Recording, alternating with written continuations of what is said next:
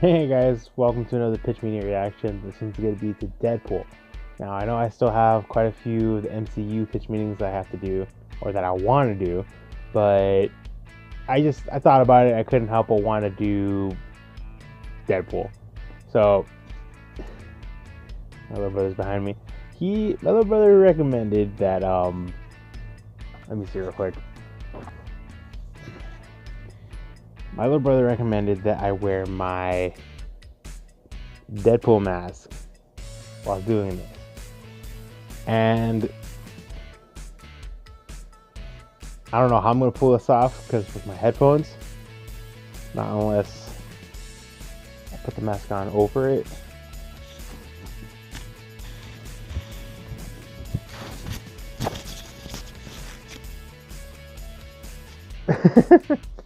So I guess we'll give it a shot.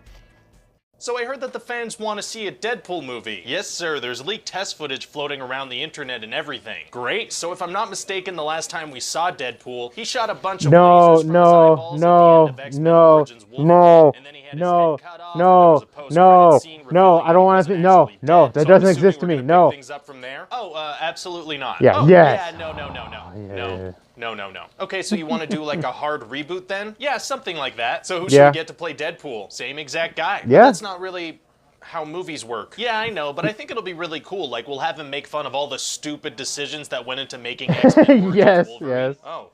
Okay. Like sewing his mouth shut? What was that about? Well, we thought people were gonna like it. We're also gonna make fun of you guys for being cheap. Okay, that's a little mean. The timelines of the X-Men movies don't make any goddamn sense. And at the beginning of the film, we're gonna have some intro credits that say that the movie was produced by asshats. That kind of hurts my feelings. Oh That's my hilarious. So God. anyway, we're really gonna do right by the Deadpool character by having him break the fourth wall a bunch of times. Oh, how's he gonna do that? It's mostly gonna be variations of him turning to the camera and being like, "Hey, I'm breaking the fourth wall right now." It's actually really good. Yeah, not bad, huh? So what's this movie about? Well, basically, Wade Wilson is gonna fall madly in love with this woman, Vanessa. Oh, what's she like? She's crazy in the bedroom and she knows what Star Wars is. That is every teenage boy's dream girl, and I want no more character development than that. Don't worry, that's where it ends, my friend. Perfect. So anyway, Wade is gonna learn that he has a terminal illness. Uh-oh. And so this creepy guy tells him they can cure him and give him superpowers. Wow. So he goes to this workshop, but it turns out that it's run by this bad guy, Ajax, and he really hates Wade. What's his backstory? He's also a product of the workshop, and that's as far as we're gonna dive into that. Does he have powers? Yeah, pretty much. He has really fast reflexes, and he doesn't feel pain or emotions or anything, really. Why does he hate Wade? Well, because Wade keeps cracking jokes, and he finds out that his real name's Francis, so, you know,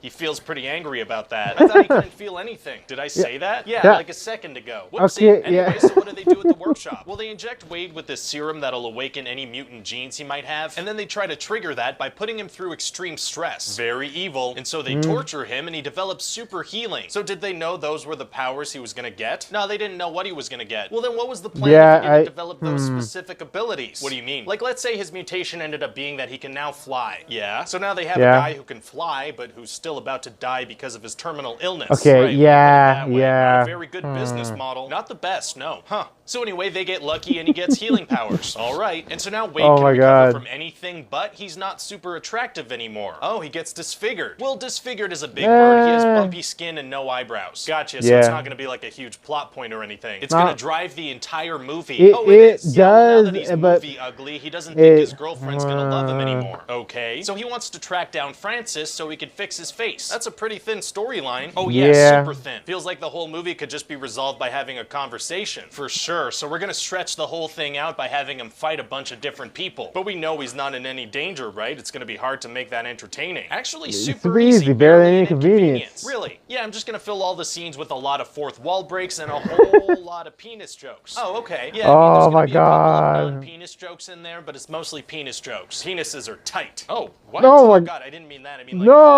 the jokes are funny.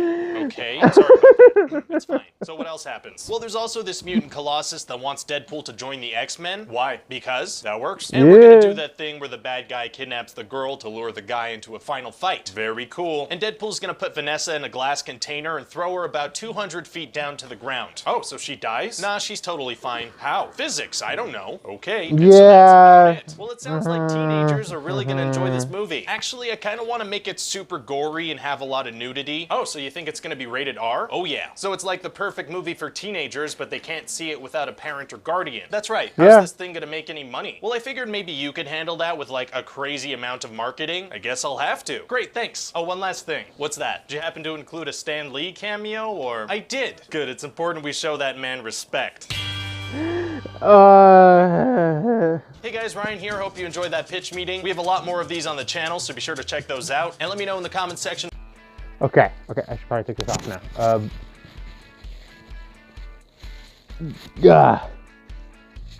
Whew. Okay, yes, I feel like in the first one, Vanessa should have died from that fall, or she should have died in general. I mean, it sucks to say it, but from most of the stories involving Deadpool that I recall, is Vanessa's character, I can't remember what mutant, the name she actually is, but the mutant that she actually is, the name, but like her power is that she's a shapeshifter, which is why she's so easily like used to Deadpool's appearance of him with his skin and everything. They should at least have mentioned that at some point, or like of her powers. If they just straight out decided not to mention it at all, but they did say in the second one, or I think in the first one too, of the credits, that was her mutant name. Like they had a quote like what her character actually was, and portraying as that's who she was. She was this mutant, like from the comics, she was this mutant woman that fell in love with Deadpool, who was a shapeshifter.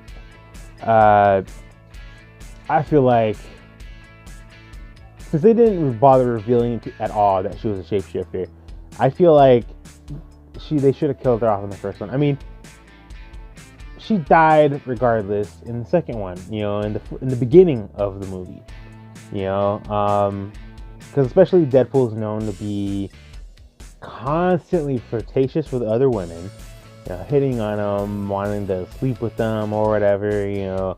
And then he's like also bloody, gory, constantly swearing, you know, like. So I don't know why the route they went with Deadpool was to be like, oh, like this is a family movie now, you know, like it was still hell of an entertaining movie, you know. I still absolutely enjoyed the second one. I still absolutely enjoyed the first one, but I don't know. I still feel like ideally, you know, if she was gonna die regardless, could have killed her off in the first one.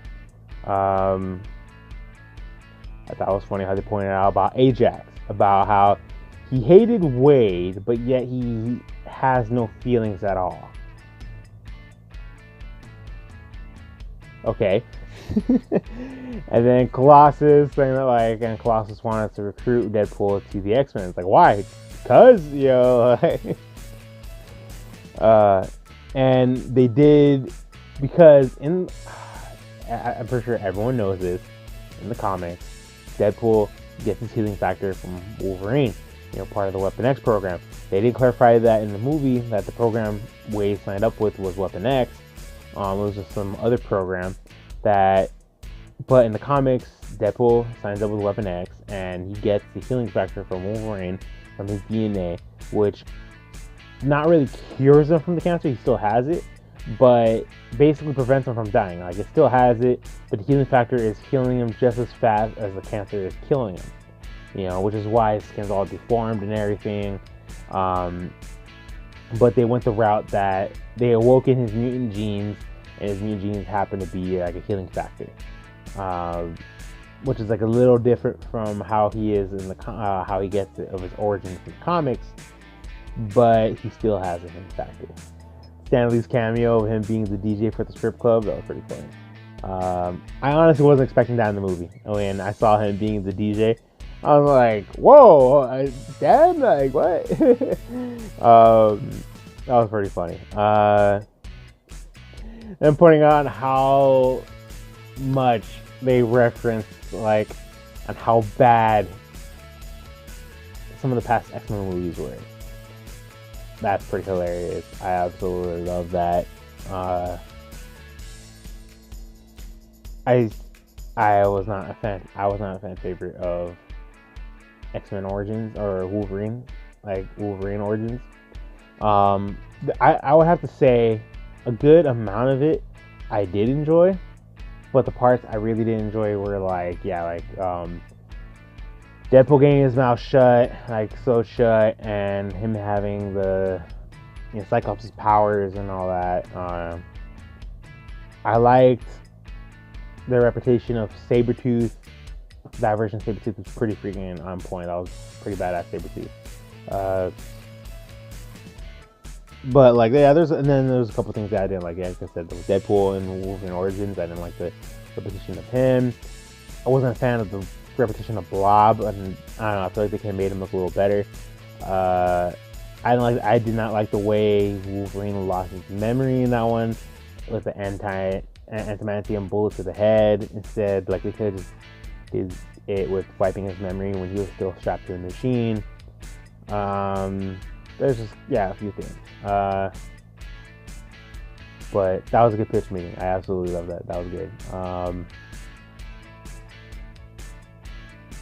That was funny, pointing out how they wanted it to be rated R, but like, the teenagers are going to see this, so how are they gonna see? They can't see it without an adult, like, we'll find a workaround it, I thought it was good. It was good. I am curious on how this video is gonna come out with me wearing the mask, because the microphone piece is right here and the mask is probably like up here. So I'm curious on how much I moved around, which probably caused a little bit of a like noise. So I'm curious on how that played out. Never thought I would wear a mask in a reaction video, but my little brother recommended it to me, and I was like, yeah, I'll give it a shot. It's Deadpool. So, just smiling at me, like, hey, I am blurry. But that pitch meeting was good. I did enjoy it. It was funny. It's funny, he was getting all butthurt about like how Deadpool was making fun of the original directors from a few other X-Men movies. But that was good. Link will be in the description down below for the original video. I hope you guys enjoyed my reaction. Like, favorite, subscribe. And until the next one I do, guys,